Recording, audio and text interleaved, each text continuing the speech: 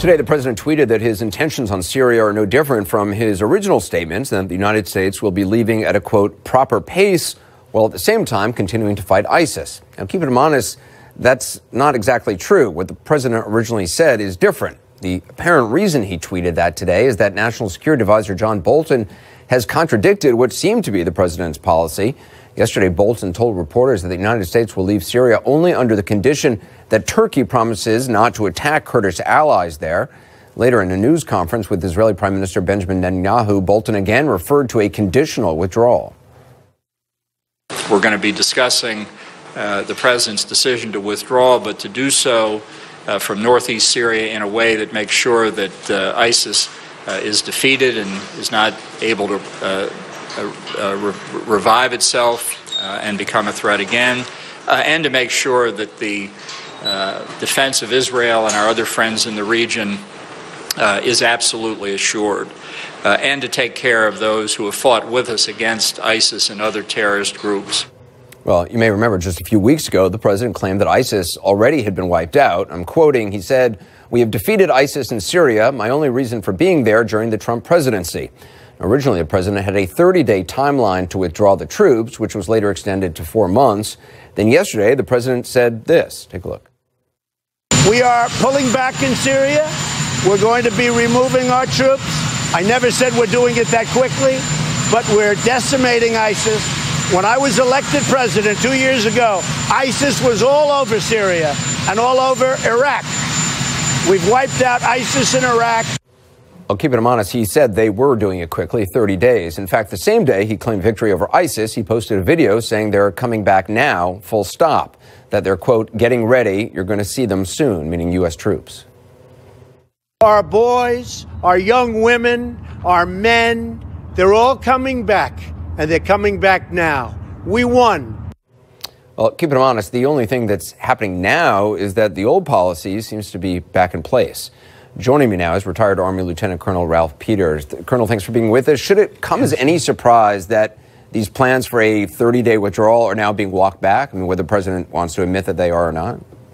Well, on a very practical, logistical level, we couldn't leave in 30 days unless you wanted to leave behind very expensive military equipment, classified gear. So it was just another example of the president not having any idea whatsoever what he was talking about. But as far as policies go, there's no consistency.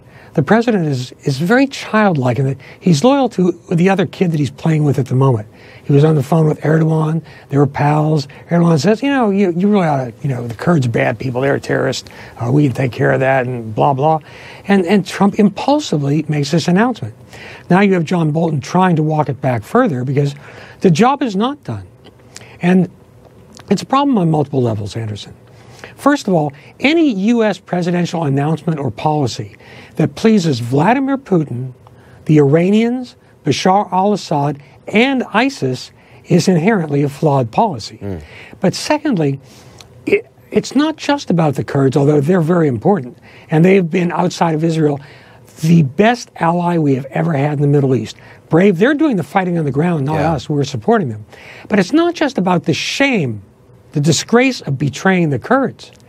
Rather, it's a global issue for the United States because after the president attacked NATO and stirred doubt about whether we'd support our NATO allies, now he's threatening to walk away from the Kurds, said he was going to do it. Alliances are critical. The president himself said we can't be the world's policeman. Well, if we don't want to be the world's policeman, you better have some other cops on the beat. And we need allies.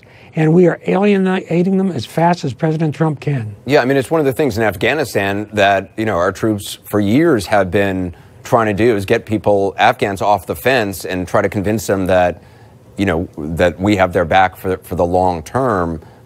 This certainly sends, as you said, a message. I mean, the Kurds, as you said, have been fighting with U.S. interests and a lot of loss of life on the side of the Kurds. But I mean, either ISIS is defeated or it's not. How are the American people supposed to know what to believe when the president says one thing one day and a different thing another? Well, regrettably, you simply cannot believe what President Trump says. You cannot believe it. He is the most inveterate liar I have ever seen, not only in public life, in my personal life. I mean, children don't lie. with this alacrity, with this sense of conviction. And again, he's childlike in that I really believe that when Trump says these things, on some level, he believes them, counterfactual though they may be. But Trump is ultimately a symptom of greater problems that we have. And one of the problems, frankly, Anderson, is that in this hypermedia age, everybody wants a president they can have a beer with. I don't want a president I can have a beer with. I want a president who's qualified to lead our country domestically and abroad. And it has been, if we are honest, it has been over a quarter century since we have had a fully qualified president from either party who knew both domestic policy and foreign policy. And the pattern is straightforward. Going back even to JFK even further. American presidents, particularly Democrats, but from both parties, come to the office with a strong domestic agenda, stuff they want to get done for America, and foreign policy consumes them. To elect a president who is not conversant with and capable of running a grown-up foreign policy is a danger to our country and the world. And President Trump, we've had bad presidents before, bad foreign policy presidents. We have absolutely hit bottom, and it's frightening. It is the sort of announcing policy on the fly that is particularly surprising or shocking. I mean, it's as you said, a conversation with Erdogan, and he makes an announcement, and it seems like everybody else in the administration has to play catch up to try to either, lessen the impact of it, follow through on it, or reverse it without embarrassing the president. Yeah, and it's difficult because the adults have left the room. The kids are ripping the house up. They're home alone. And if you look at what's left, the people advising Trump on foreign policy, both officially and unofficially, I mean, you're trying to find somebody who's capable.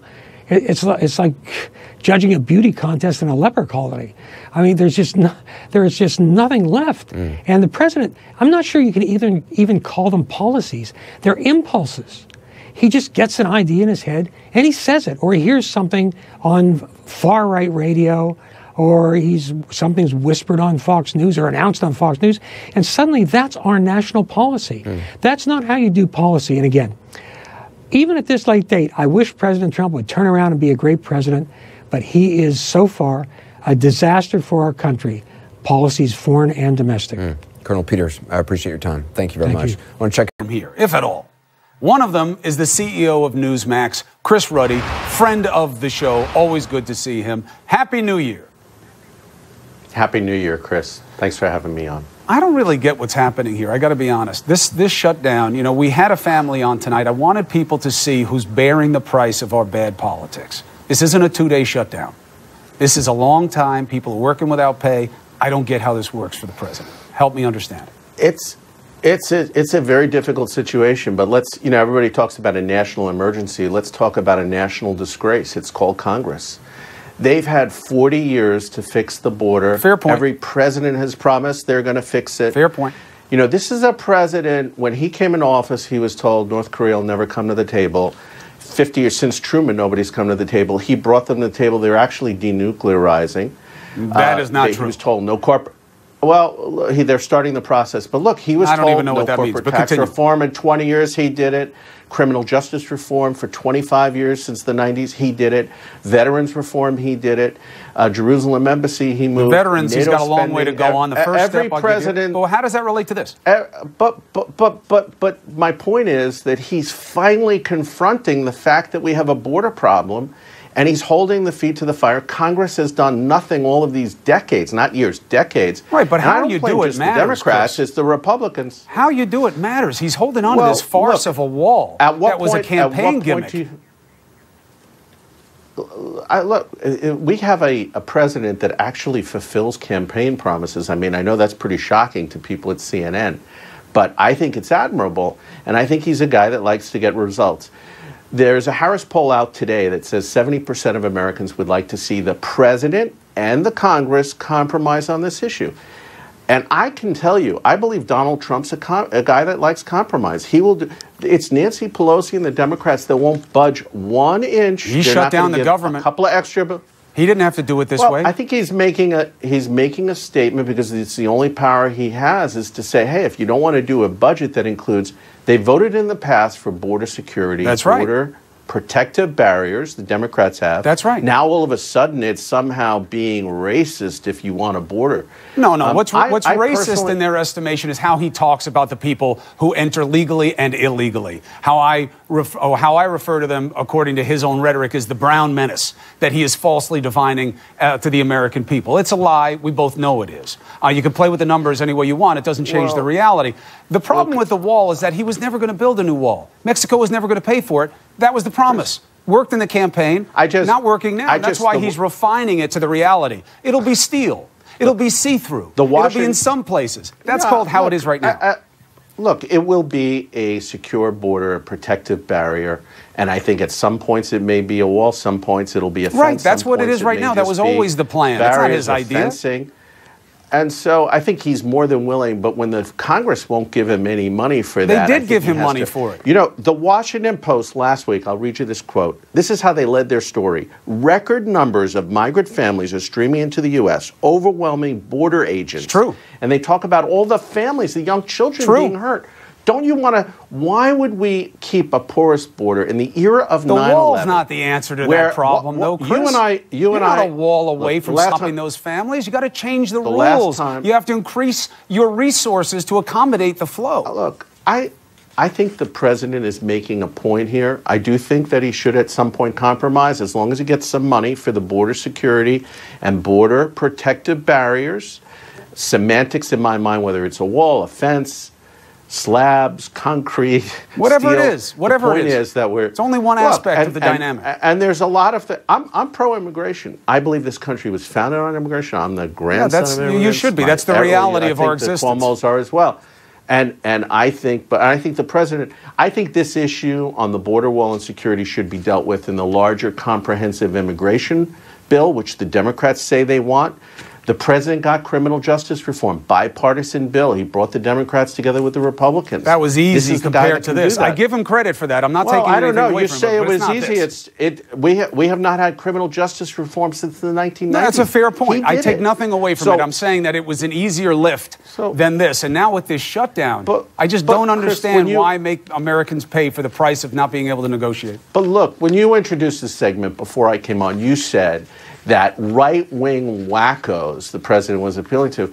You know, if you're looking at the polling data, Americans want border security. It's the recent Gallup poll. That's not who I'm talking about. Border security is the second number concern. I'm talking about him indulging this bigoted, anti-immigrant, far right aspect of your party that he's catering to with this shutdown. I'm not saying that border security makes you crazy. I think barriers make sense. I've talked to the people that keep us safe. I know what they need, and I don't reject it. I think Donald Trump likes immigrants. His wife is an immigrant. But he wants to cancel the mechanism that allowed her to bring her parents into the country. You see what I'm saying? No, but I don't see the consistency. He wants legal immigration. He wants legal immigration. And he wants a system that's proper. And I think, you know, if you go to Canada, Australia, England, they have a best and brightest system. We're the only country where everything's done by law. You can have whatever rules you want. You can have whatever rules you want, Chris. I'm not against any rules. I'm not against different changes of rules. I'm saying doing it this way with the shutdown doesn't make sense. But I just wanted to get your sense on it. We need more facts. We got to see where he's going to be tomorrow night. I'd love to have you back whenever you can make it. I know you're very busy with what you're doing with Newsmax. I appreciate all the time that you can give us. I appreciate you allowing the other side, because CNN doesn't always do that. And the president has had an incredible record. I know you don't always agree with his approaches. Right. I don't always agree with his approaches. I think you're thinking about another network that doesn't allow the other side. You're always welcome here. I always want both sides. Well, that's the whole idea of the show. No, it's true. Your show, you always invite me on to give another side and another perspective, and always I appreciate that. Always welcome. God bless, and good luck for the new year. Let's get out of this mess. Good. Take care. This morning, the White House is rolling out a new strategy to end the government shutdown. Call it steal and deceit. Quite a recipe. This is now the second longest shutdown ever in a fight over the president's border wall. The president now says he wants $5.7 billion for a steel barrier. It's not a concrete wall anymore, though it is still not being paid for by Mexico.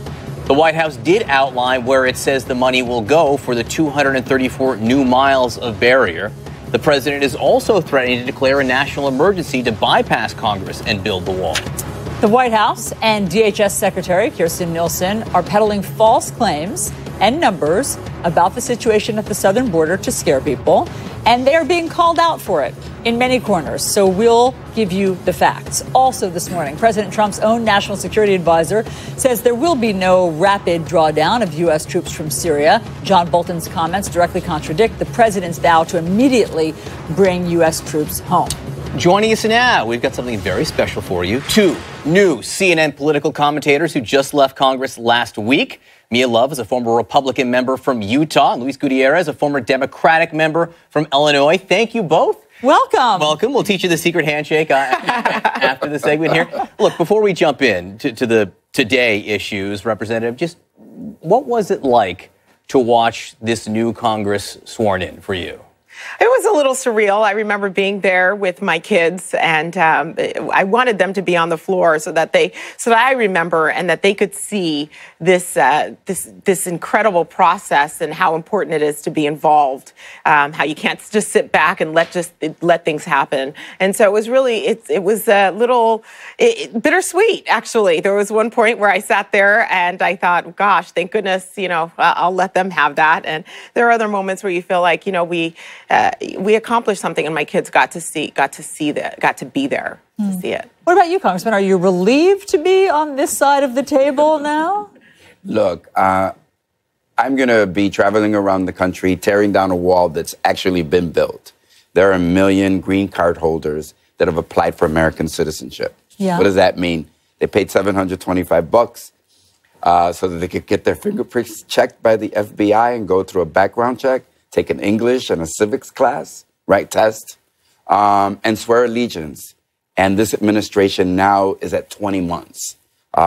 They're trapped. So I want to tear down that they're not able wall. to get their citizenship. No, so under Obama, we fought, we struggled for 8 years. At the end, it was taking 6 months from the time. And let's remember, this is a process that is totally paid for by the immigrant, right? There's no government subsidy at all. And it was taking 6 months. It shouldn't be taking that long. It's 1 million people. They want to vote. So the National Partnership for New Americans, I'm going to be working with them, traveling around the country, doing a lot of what I did without the restraints of having to show up in Congress and vote. You're like, without no the restraints, a little untethered is what I say, unleashed. I agree, Mia. And being able to just go out and speak your mind and actually get things done by getting the American public involved. Let's start today. Let's start right now. Yeah. We have a shutdown. Yes. The second longest shutdown in history. Fix it.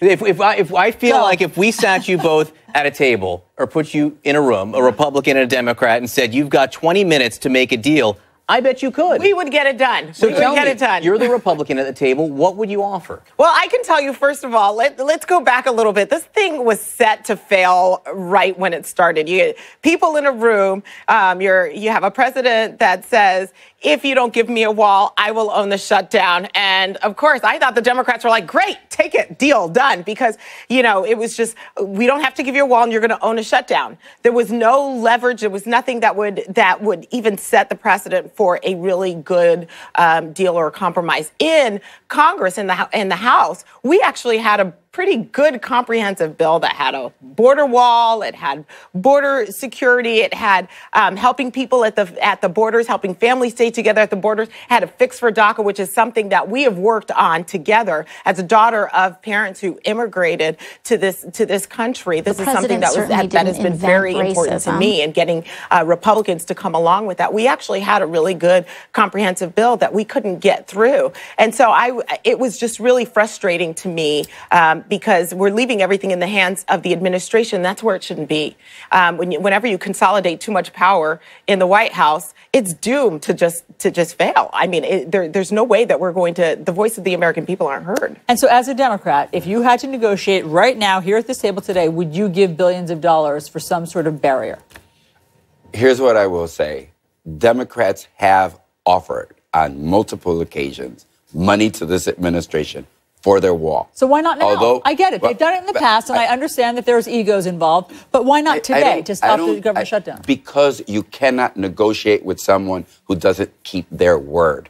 That is what you have reported and what we know. You go into a room. So now we have Senator Lindsey Graham saying, oh, I don't want to negotiate with those radical leftist Democrats. Why don't we take Dick Durbin and negotiate with him? Well, Lindsey, you were with Dick Durbin when you walked into the room with the President of the United States, and he said that these were whole countries.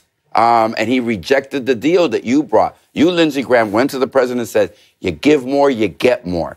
Now, why would someone like Elizabeth Warren or Bernie Sanders vote for $25 billion? I want to make it clear, $25 billion for a wall. They think it's immoral because they understand it's the ransom, right, that you pay for the freedom of 2 million at that point. And that was the deal in the past. And that was the deal in the past. And I think that if you're going to negotiate, right, I hate the wall. I think it's immoral. I think it's wasteful. But I also think of the lives of 2 million young men and women and how we can transform it until we have a more reasonable set. Right? So I don't know if somebody showed up at your house and said, I want this. You'd say, well, that's not fair. Sometimes justice, fairness is not fair in terms of how you get it. But you would be willing to give some fencing, some barrier to end this shutdown. I think that if they came and said, look, we're going to do the DREAM Act. We're going to allow 2 million people a pathway to citizenship. We're going to do that. And that's the cost. Because here's what I'm thinking. By the time you do the contracts, by the time you issue them and the specs and you get people out there, I don't think President Trump's going to be president of the United States of America. Now, that's a risk that I'm taking, right? You're saying the Democrats should cough up the $5 billion right now. I think they should continue to maintain their current posture until this administration comes forward and says, you want to do something comprehensive? Here's our comprehensive. Not this, oh, we're going to go from concrete to steel. What I want to do is to go from this cruelty to a little bit of humanity versus our immigrant community. I think what's really frustrating right now is actually seeing none of that happen. DACA recipients are still completely in limbo. There are people that are here in the United States that want to be citizens of the United States. Nothing's happening. Nothing's actually happening on the border. So I think that's what is the biggest frustration, because while everybody's trying to get their piece in, absolutely nothing is getting done. And it's just tug of war. And we're playing ping pong with the lives of the American people. And I think that is the thing that is just most frustrating, especially coming from being a mayor where we actually got things done, where you were sitting there not thinking that one side, you couldn't fix one side of the street that had potholes, just because, people drove on both sides of the street. Every issue that we dealt with, not one issue was a Republican or a Democrat issue. And I really wish that Washington would work that way, because these are American issues. And so this tug of war that's happening, no one is getting anything out of it. And I think that's the most frustrating thing. And I think that's what Luis is saying, is that you have to think of what is the biggest issue here. You've got people that are here that we have to get things done for. You can't go to Z and not fix A, B, and C. Right? So if we're going to get things done, let's look at what's reasonable. How do we actually get border security, right? And how do we actually fix the immigration problem? Because that's what really has to be done here. Look, what's reasonable, you have to look at what's true. Also. And it's interesting that the White House, and Scott Jennings, who's a Republican, worked for Mitch McConnell, worked for George W. Bush, is saying he was surprised that the White House new strategy appears to be ramp up fears over terror over the weekend. Listen to Sarah Sanders tell Chris Wallace attempt to suggest that somehow thousands of terrorists are coming to the United States from Mexico. Watch.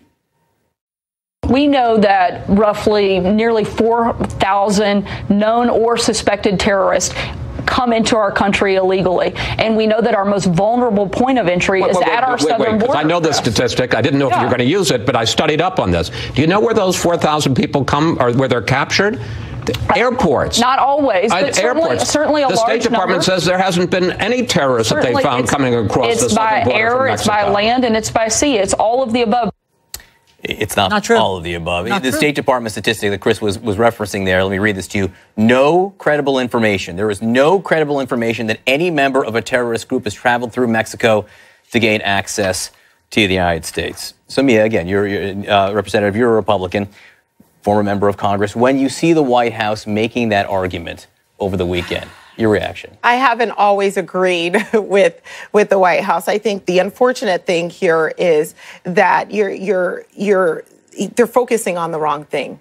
I've looked at what's happened on the border. I've done a lot of things with in terms of human trafficking on financial services, terrorism, and illicit financing. I've done a lot of work with children that have been trafficked in Haiti. I've done a lot of work with OUR, Operation Underground Railroad, that saves these children from human trafficking. I mean, you take these numbers and skewing them. That's not really what's going to fix the problem. One child being trafficked is one too many. So, okay, I think the American people, I think for the most part, we say, give us some border security that is meaningful, that actually does something. Yeah. Putting out numbers that obviously, that you can't verify or. But I mean, they're wrong. I mean, it's just that it doesn't fix the issue. No, I hear you that it's not helpful. But is there also something just really disconcerting about not being able to trust the Secretary of Homeland Security, not being able to trust the press secretary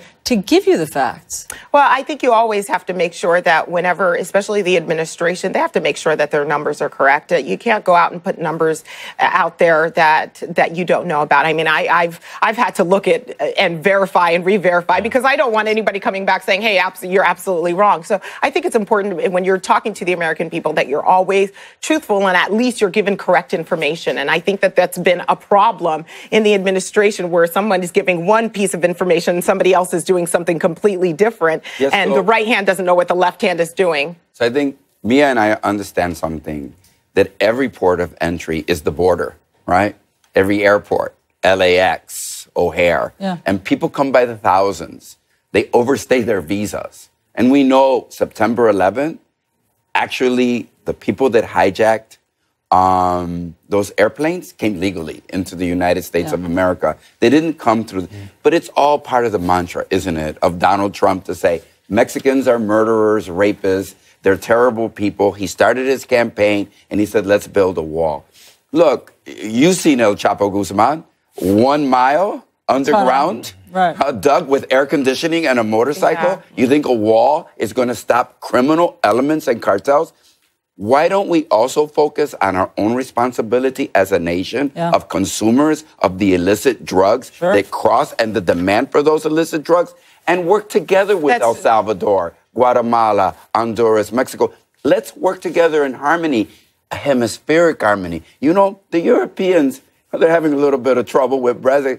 They're trying to figure it out. The Asians are trying to figure it out. Why don't we get together as Americans, North, Central, South Americans? And because guess what? We're in it together. We are. And there are people that are out there that want to see Americans harmed. So that's an area where we can actually say, okay, what are we going to do? Those tunnels, nobody's talking about those tunnels that are built, and they're built well and fast. Yeah. And so under budget. So there are major problems that we have to deal with. I'd like to get away from all of the nonsense and actually get to the point where we're having a dialogue and getting these things. Very quickly, let me ask you, Representative John Bolton, who's a national security advisor, went to Israel last night and presented a new policy on U.S. troop withdrawal from Syria, which appears to be directly in opposition to the president's laid out policy. John Bolton says there should be conditions for removing U.S. troops from Syria, including the complete obliteration of ISIS, including protection for the Kurds that have been fighting alongside the U.S., including assurances that Iran won't get the Syrian oil. The president had said withdrawal in 30 days, no conditions. Yeah. This is a walkback of the president's plan. Which is the administration plan right now? Well, again, Israel has been a very good ally. They have been on the front lines of the war on terror. And I think it would do us some good to make sure that we are listening to what they're saying. And I'm not really, again, this is a one part of the administration saying something else, and the other part of the administration, they're not really getting together and agreeing. And that's what is really disconcerting, is that if we're not going to be on the same page, if we don't have the same strategy, then how do we know what the right step is? And when do we begin to work on peace and a peaceful resolution of the crisis in Syria and bring together the major partners? We always talk about war. how many more combatants and how many more missiles and how many more guns and ships we're going to bring. How about sitting down in diplomacy and negotiating? Because the people of Syria are suffering. ISIS needs to be crushed. They have common enemies, right? Let's all come together and let's negotiate. Let's give peace a chance. Please. Louis Gutierrez. I know I'm 65, but yeah. Mia That's how I Love. grew up. Louis Gutierrez, welcome Our to new the teammates. CNN family. Great to have you guys both. Up next, we're going to speak to one of the fact checkers who helped debunk that oft-repeated lie about terrorists at the border. That's next. Congress for $5.7 billion for a, quote, steel barrier, whatever that means. Some Democrats insist the president reopen the government before they agree to any deal. The president is again threatening to declare a national emergency in order to bypass Congress and build what he has called his wall thing. So, with nothing else working yet to sell the wall thing, the White House is trying something else. Deception. White House Press Secretary Sarah Sanders tried to suggest that thousands of terrorists could be coming over the border with Mexico. The State Department says that's not true. Also, new this morning, we are frankly trying to determine exactly what the administration's policy is regarding the troop drawdown in Syria. President Trump's own national security advisor says there will be no rapid withdrawal, which counters the president's own vow to immediately bring U.S. troops home. Joining us now are our guests. We have CNN political analysts Josh Green, national correspondent for Bloomberg Businessweek, and Jonathan Martin, national political correspondent for the New York Times. Great to see you guys. So let's start with the shutdown and what it is based on. Let's just remind people, Josh, that because it was reminded in articles over the weekend, but I think that it bears repeating, that this was a memory device that Sam Nunberg had given to the then candidate, Donald Trump, to remember to talk about immigration. You like walls, you build things, talk about you're going to build a big, beautiful wall. That's how the genesis of this was, okay? And now here we are in week 3 of the government shutdown. And so now you hear the White House and Secretary of DHS trying to come up with a justification for why it's so important to have this wall and using trying to fearmonger and suggest that 4,000 terrorists are coming in and was just shut down. I think it's worth playing. Let's just play the Sarah Sanders moment and Chris Wallace on Fox because it just doesn't hold up, their numbers and their argument. Listen to this. We know that roughly nearly 4,000 known or suspected terrorists come into our country illegally. And we know that our most vulnerable point of entry is at our southern border. I know this statistic. I didn't know if you were going to use it, but I studied up on this. Do you know where those 4,000 people come or where they're captured? Airports. Not always, but certainly a large number. The State Department says there hasn't been any terrorists that they found coming across the southern border from Mexico. It's by air, it's by land, and it's by sea. It's all of the above. No, it's not all of the above. It's not all of the above. It's not the southern border, and she was trying to conflate the two. Josh. Yeah, I mean, this is an incredible story. I mean, I first told the story in my book on the 2016 campaign that the idea for the wall was not Trump's. It was a mnemonic device devised by campaign staffers who wanted to keep Trump focused on the issue of immigration. Trump, whose attention famously wanders, wasn't talking about it enough. They thought it would connect. Once they came up with the idea of the wall, Trump used it. He liked it, and it became the central focus of his campaign. The problem now, I think, is that he's trapped by this idea that he pitched and doesn't have the capacity to build.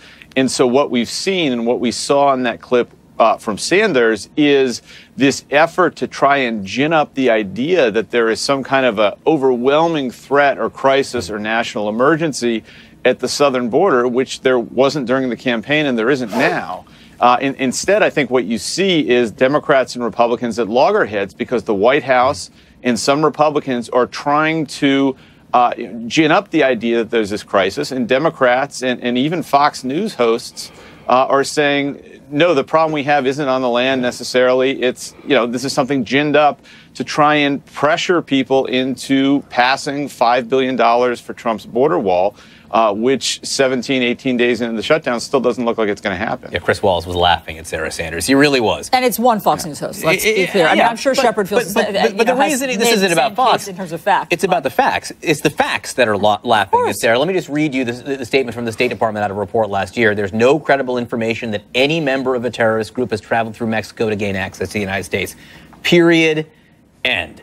So, Jonathan, you take that and also take this new concession from the president that there's no concrete now going into the wall. This is a steel barrier. I like to call it steel slats. Allison's not convinced that the president is set on slats. Maybe some other kind of formulation here. But what does it tell you that the president's given on the building materials and that they're also trying to grasp at these new arguments?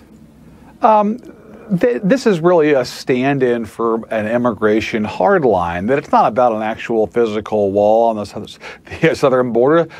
This is about a president and the party that he has basically taken over, who are driven in large part by a more aggressive posture towards immigration and towards slowing immigration, and that's what their voters want. That's what the 2016 primary was all about. That's in part why President Trump is the president today, and they are responsive to their base. Now, what's going to be fascinating, John, is to watch in the next few days and weeks the split between the Senate and the House, because you're already seeing slippage among the Senate GOP. Folks like Cory Gardner in Colorado and Susan Collins of Maine, who are on the ballot next year, who want to reopen the government. But that's not the posture of a lot of folks in the House GOP. And why is that? Because they come from districts where both border security and a hard line on immigration are priorities, and they're responding to that. I mean, you said that it's not about a real wall, and I understand that it should be, I mean, from the lawmakers that we've talked to, about a larger issue, but it sure is about a wall for some people like Matt Drudge and Ann Coulter. They think it's about a real wall. Some of the president's ardent supporters may think it's about a real wall, which is maybe why he's so dug in on a real wall. Yeah, I mean, there's no question about it that the wall has taken on a life of its own because, you know, in the eyes of some of his supporters, that means a hard line on immigration, and they've convinced themselves of that. And by the way, at the same time, Democrats have convinced themselves that a wall is a stand-in for racial demagoguery, and that they can't be for that. So that's what's happening here. Look, as you guys know, the Congress for years has appropriated hundreds of millions of dollars for fencing, for walls, for all kinds of border security. Of course, it's just that the issue is now caught up in the defining and animating politics that drive the two parties. A hard line on immigration on the right, and anti-Trump and anti-bigotry on the left. Josh, you want one quick last word on that subject?